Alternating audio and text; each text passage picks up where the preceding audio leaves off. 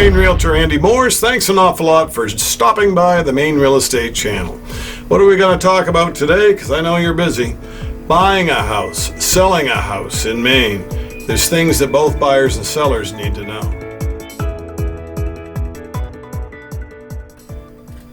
So we know you're busy. Let's hop to it. You're buying a house in Maine. You're all pre-approved for a loan, right? Before you go looking. You've heard me say it before, get pre-approved and use a local bank before you fall in love with a house. You're doing it backwards. If you find a house, then I'm going to go to a bank. By the time you do get bank financing, the house is under contract. I did this backwards, didn't I? Yes, you did. What if you can't get a loan? What if your debt ratios are too high? Which program you're going through? You need to know the financing package of that before you try to match the house with it. They go together like peas and carrots, I guess is the expression. So local bank financing. Why is that so important, Andy? Can I get a bank loan from some financial institution out in Jupiter or Saturn or California, Texas? You could, but you shouldn't. How come? If you're buying a house in California, I would say by all means use a California West Coast bank. They're in a different time zone. The people out in that California market know everything that happens out there. If you're buying a house in Maine, what do you think a California bank knows about the place you're buying? Do they know the neighborhood? Do they know that house is going to need too much work for that program? How do you know all that? When you live where you make the loans on the Maine houses, it's amazing what right off the bat, a couple phone calls you can figure out. You can keep things moving in the right direction. Case in point, had a buyer, nice person, couple in Texas. They wanted to use a bank in Rhode Island to buy a house in Holton, Maine. Wow, that's really, why aren't we just dealing with a Maine bank? I told them, you want to use a local bank because there's a clock ticking. If you can't get the appraisal order fulfilled, if you can't get the repairs done that are needed to make this loan, if you can't get it insured, if you can't get the title work done, you're not going to get to a closing. That doesn't make anybody happy. The buyer wasted all that money. The seller decided to pull the plug and look for a different buyer that can get the loan put together. So what's the problem with some of your outside banks? A lot of them use appraisal management companies, AMCs. No, we're not talking about American Motors that made Gremlins and Hornets. We're talking appraisal management companies. What are those, Andy? Well, my dad was a licensed appraiser. He could get a call from an AMC. They want you to do a loan, and they want you to do it for half your normal fee, or they want you to give them 15, 20% or more of your fee for the privilege of the valuation order. Hello, there is a shortage of appraisers in our country. There is a shortage of appraisers, and getting to be a bigger one, in Maine. So when you're trying to take some of the fee, what would you do if you were an appraiser right out straight, trying to keep up, as busy as a one-arm paper hanger, like it's a MASH emergency room, field hospital, that kind of intense. It's been like that since COVID happened. Everybody wants to come to Maine. So if you're an appraiser, and there's not very many of you, why would you kick back 15 or 20% of your fee?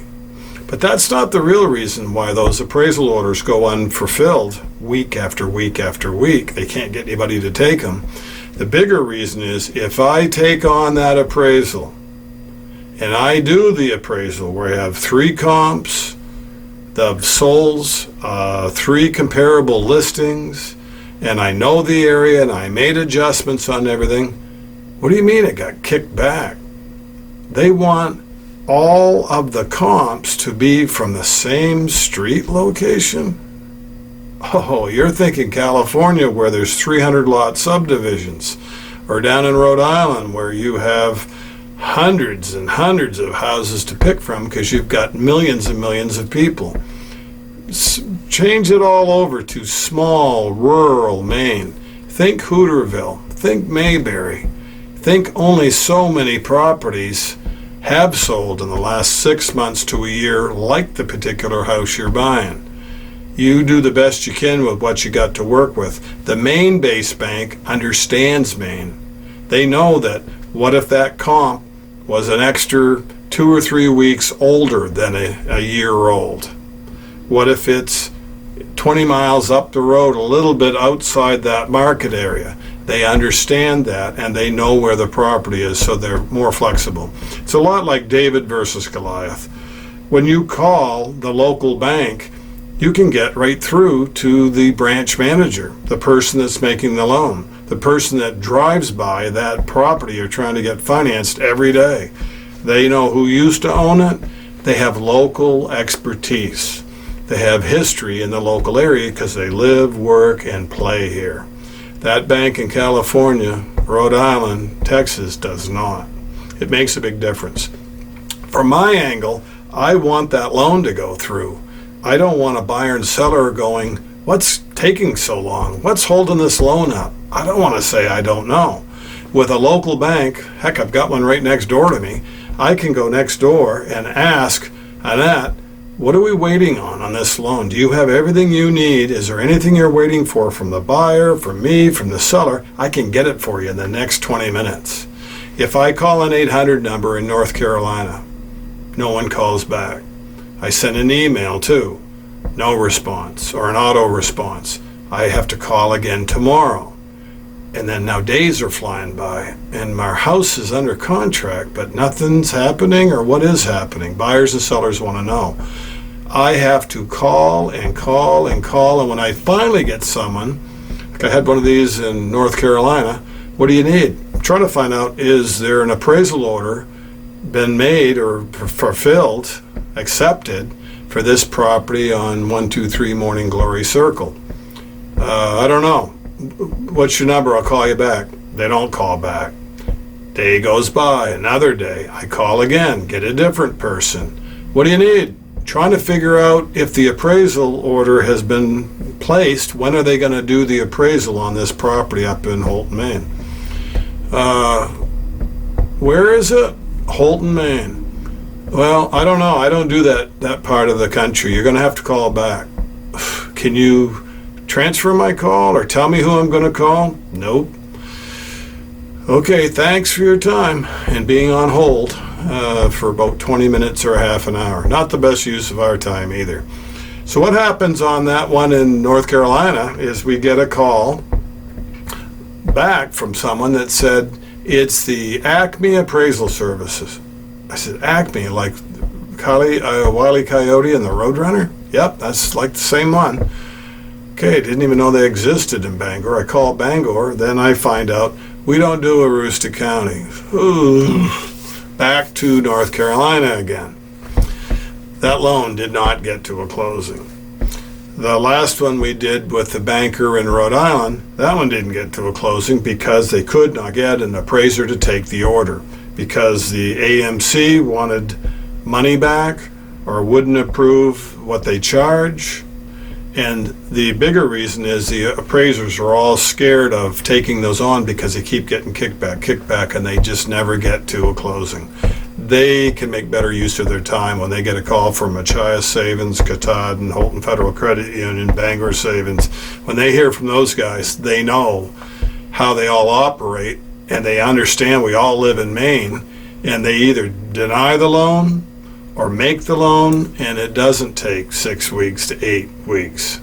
So it's no fun to have the wrong bank financing. It's nothing against the banks from outside of Maine, but it will go a lot smoother if you get a Maine-based bank. So that affects both the seller and the buyer, not just the person that needs a house, the person selling a house that's waiting. Time is money. You don't want to hold up the whole process. So local banks, make sure they're not using AMCs, and basically think like, what would you do if you were the appraisal? You wouldn't take on those valuation orders, okay? Second thing, building inspections. It used to be, because I've done this for 45 years, my brother might have been a carpenter. I grew up on a farm. I know a few things about which tools do what in the toolbox. Maybe I've got a cousin that's an electrician. So you got plumbers, electricians, carpenters, masons in my family. So I don't need a building inspection, which Maine doesn't have licensing for yet, so there's no standardization. I just need a time to get access to the property I want to buy and to bring my friends and family that are in the trades. So go buy a bag of Sadie's Bakery donuts, get some coffee. Well, boys, let's get started. Let's crawl all over this house like a spider monkey and figure out what do we got. It's no different than a mechanic. You're buying a used car. In Maine, what they do is go down and see Mitch Holmes or a local Brent Sear and ask, up on the rack, can you look this over? Yep, ball joints are kind of loose. Ooh, this car's been in an accident. I think this car's been in a flood. You still buying it? Nope, no thanks. Or at least I knew going into it and the price reflected it was still a good deal and I can fix it up. So it's that same type of thinking. Building inspections. They're not just used to figure out, am I missing anything in this house? Unfortunately, if the buyer never even saw the house, if they don't like it, by the time they do get here, they can say, I didn't like the building inspection, or I found a better house. Or, yeah, I like the house, but now I want to buy it for half price, or $10,000, $15,000, $20,000 less. And I also want you to fix this and this and this and this. The seller goes, whoa, wait a minute, I'm selling the house the way it is. It's one thing if it only needs a GFI outlet, a railing to the basement, maybe there's a broken piece of glass in the garage that needs to be replaced.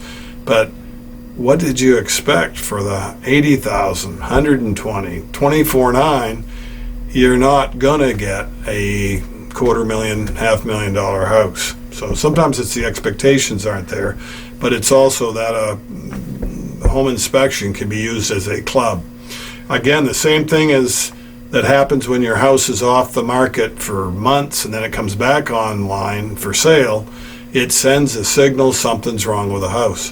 What happened was it wasn't linked up with the right kind of financing from Maine, or the building inspection was used for the wrong reasons. It wasn't just to find out, has there been a fire? Do I have a flood?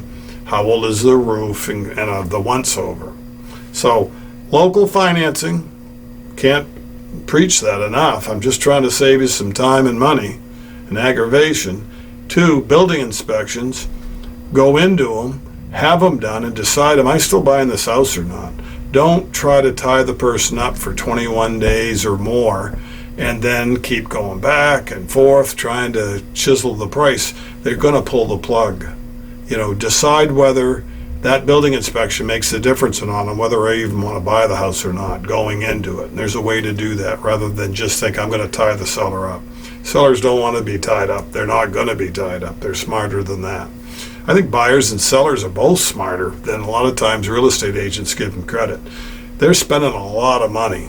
This is a big decision. There's a lot of emotions involved in buying and selling a house, and it's awful easy when you've got a house to go home to forget how important this house sale really is. If I'm a relocating buyer, where am I going to put my kids? It's winter. I can't find an apartment. I don't want to move twice. It is critical these dates on that contract are met to the letter of the law. I don't have 2 weeks to sleep in my car or stay at mom and dad's. I got to start my new job as Border Patrol, Customs, Immigration, or whatever the job. And then as a seller, I'm buying another house. If I don't sell this one, that's going to affect that one. It's not all timing out right. So there's things that you need to consider, and a real estate professional that's been around the market a while can tell you, this is my best advice based on the house, your situation, your expectations, your price range, the local market. All of that is factored in. When you're dealing with out-of-state lending, your insurance is out of state. Heck, everything's from out of state. Your title company isn't even local. You're not going to get the best experience. You want to deal with local people that are going to be your friends and neighbors. So you're dealing with people that are in your local community that are got your back. They want you to get the best deal you can. Mainers don't like to waste money, time or money, and time is money. So definitely welcome to small town rural Maine. So local financing, talked a bit about the home inspections. What else can I tell you? Basically, a good agent is going to do your homework for you. If you've never been here before, their website should have all kinds of community information. Should have videos like this about how to buy a house, sell a house. Not just talking head videos, not just community, a few things that happen that maybe they're interested in. It should be a one-stop shop and available 24 hours a day. It's 10 o'clock at night. You're in your jammies. You're watching this video.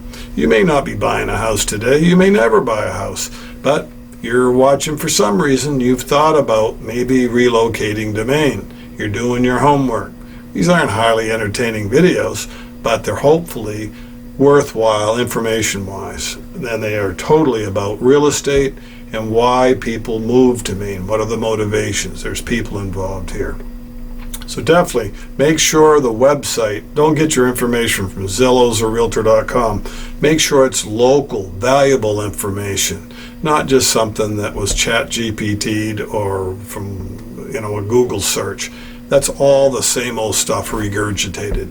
You need to get in touch with a local real estate professional that will help guide the process, because this is what we do every day. Do we learn something new every day? Yes, we do. But we've learned a little bit more than the person that has bought 1 or 2 houses in their lifetime. That's what we do. We like to help save you a hassle, get you into a property to invest in something that you're going to be proud of. If you have questions, please reach out. Don't swallow them. And go down below. There's going to be some links to why it's so important to have local lending, about building inspections, about what to ask for, the do's and don'ts, the top 10, how to do this, don't do that. That's what you're looking for, right? I hope it is. So thanks for joining us, and please stick around. There's more videos coming up right after this. We'll see you next time on the Maine Real Estate Channel. Don't forget to like the video, subscribe to our channel, and please, if you're already a member, thank you very much. We'll see you next time.